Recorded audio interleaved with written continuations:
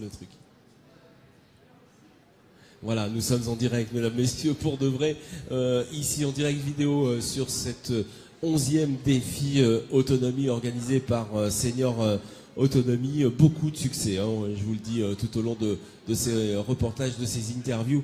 Et prochaine interview, l'interview en ce moment, c'est Jean Robillard. Jean, merci d'être sur ce plateau. Vous êtes chirurgien dentiste, mais vous êtes surtout président de l'association. Vous êtes président? Non, non. Je suis pas président. Je suis animateur et coordinateur de cette association. Association PBDS, Prévention bucco-dentaire des seniors. Alors, c'est indispensable. Votre association, elle est vraiment extraordinaire. C'est-à-dire que vous vous déplacez dans les EHPAD pour faire un premier diagnostic. Voilà. En fait, on s'est aperçu, moi j'ai l'expérience de plus de 40 ans d'exercice libéral, et je m'étais aperçu que à partir de l'instant où les gens vieillissants rentraient en EHPAD, c'est-à-dire privés d'autonomie, c'était une catastrophe au niveau dentaire parce qu'ils n'avaient plus la possibilité de se déplacer dans un cabinet dentaire. L'hygiène était plus qu'aléatoire, et donc il y avait des soucis bien souvent. Des soucis dentaires qui rejaillissent sur la santé en général, évidemment, sur la mastication, sur la digestion, sur des carences alimentaires en vitamines, etc. Donc avec Alain Poulet, on a créé cette association il y a 4 ans maintenant, où nous sommes 2 chirurgiens dentistes à agir sur le bassin stéphanois et un autre sur le bassin de Roanne, pour aller dans les EHPAD, pour voir un maximum de gens dans des EHPAD où on fait du dépistage, des diagnostics et des préconisations. Donc nous remplissons des formulaires où on met les préconisations, et après c'est le médecin coordinateur qui voit avec les familles s'il y a des choses à faire, etc. Le problème, c'est évidemment de faire justement cette suite de soins, parce qu'en général on est bien perçu, on est dit c'est bien que vous soyez venu, quand est-ce que vous revenez pour faire ce qu'il y a à faire?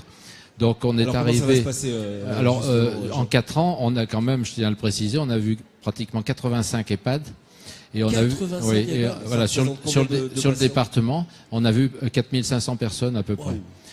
Bon, et le constat, le constat, il est un petit peu navrant, parce qu'on a affaire à des générations de 80-100 ans qui, quand ils étaient jeunes, n'avaient pas accès à l'orthodontie, le fluor, la brosse à dents et le dentiste de temps en temps, et en général, c'était pour se faire extraire une dent. Donc, c'est des bouches qui sont en général en mauvais état.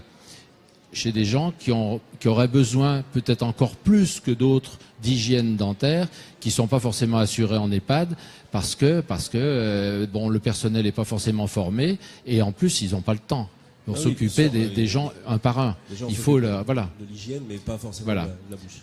Donc le but, on va passer à l'étape suivante qui va débuter donc en janvier, là, où on va avoir deux sources en fait, la prévention et puis forcément les soins. Voilà. Alors le problème, parce que la télémédecine dont on parle beaucoup, c'est valable pour certains secteurs de la médecine.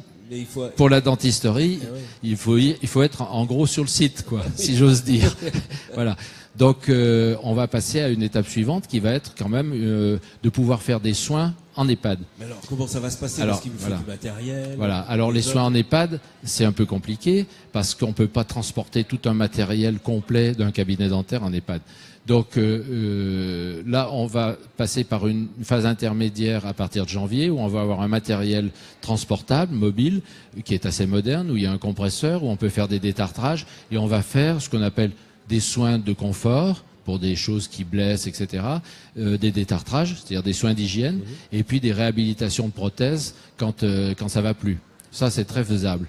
Maintenant, en deuxième, mais non, justement, on peut pas faire de la chirurgie, parce que vous savez, quand on va en EHPAD, on nous installe au mieux dans l'infirmerie.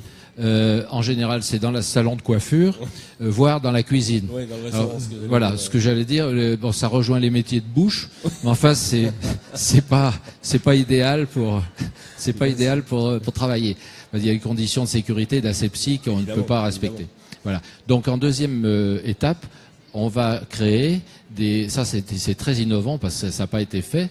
Des cabinets dentaires, enfin des cabinets, en tout cas au moins un sur Saint-Étienne et peut-être 2, ce que j'appellerais open, c'est-à-dire un cabinet dentaire complet, normal, dans un EHPAD.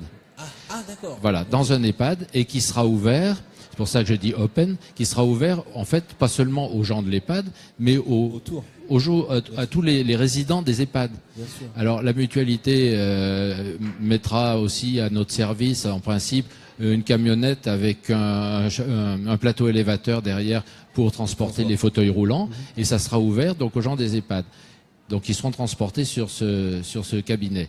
Et aussi ouvert aux chirurgiens dentistes qui pourront venir bien sûr, travailler dans ce cabinet pour soigner des patients. Voilà. Parce qu'il faut respecter quand même le choix du praticien.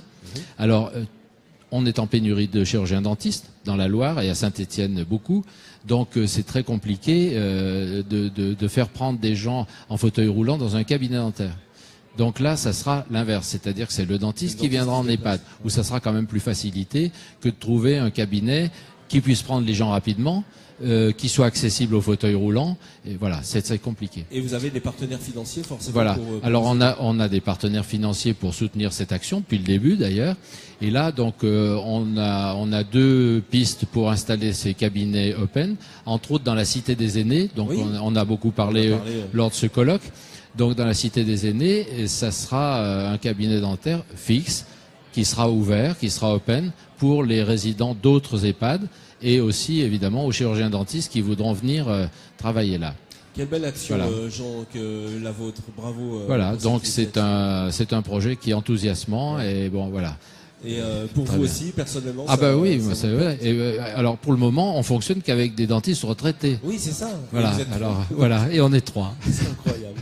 En tout cas, forcément, venez rencontrer Jean Robillard, parce que franchement, ce que vous faites avec votre association, c'est franchement bien. Voilà, ça se passe au Centre des Congrès à Saint-Étienne, dans le cadre du 11e défi autonomie. Merci Jean. Je vous remercie.